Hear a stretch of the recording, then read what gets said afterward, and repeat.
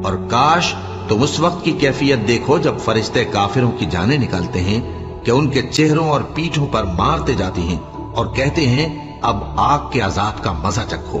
ये उन अमाल की सजा है जो तुम्हारे हाथों ने आगे भेजी हैं। और ये जान रखो कि अल्लाह बंदों पर जुल्म नहीं करता।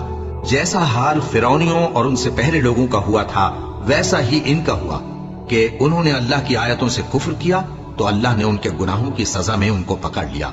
बेशक अल्लाह जबरदस्त है, सख्त अजाब देने वाला है। ये इसलिए कि जो नेमत अल्लाह किसी कौम को दिया करता है जब तक वो खुद अपने दिलों की हालत न बदल डाले अल्लाह उसे नहीं बदला करता। और इसलिए कि अल्लाह सुनता जानता है। जैसा हाल फिरौनियों और उनसे पहले लोगों का हुआ था वैसा ही इनका हुआ। उन्होंने अपने परवरदिगार की आयतों को झुटलाया तो हमने उनको उनके गुनाहों के सबब हलाक कर डाला और फिरौनियों को डुबो दिया और वो सब जालिम थे।